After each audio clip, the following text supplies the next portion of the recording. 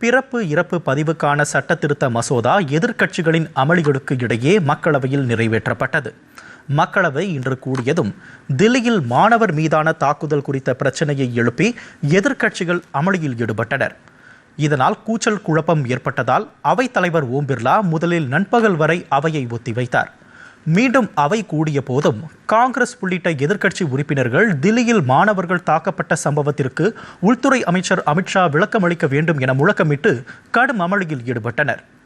இதனிடையே பிறப்பு இறப்பு பதிவுக்கான சட்ட திருத்த மசோதாவை மத்திய உள்துறை இணையமைச்சர் நித்யானந்த ராய் முன்மொழிந்தார். இது தொடர்பான விவாதத்தை நடத்த அவைத்தலைவர் முன்வந்த போதிலும் எதிர்க்கட்சி உறுப்பினர்கள் தொடர் அமளியில் ஈடுபட்டதால் விவாதமின்றி மசோதா நிறைவேற்றப்பட்டது.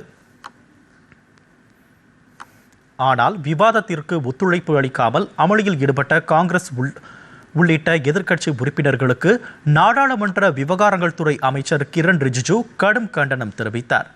முக்கியமான மசோதாவை நிறைவேற்ற மத்திய அரசு முன்வந்ததாகவும் இதில் பங்கேற்க உறுப்பினர்கள் ஆவலுடன் இருந்த போதும் எதிர்க்கட்சி உறுப்பினர்கள் அமளியில் ஈடுபட்டது வருத்தம் அளிப்பதாகவும் குறிப்பிட்டார். தொடர்ந்து அமளி நீடித்ததால் மக்களவை திங்கட்கிழமை வரை ஒத்திவைக்கப்பட்டது.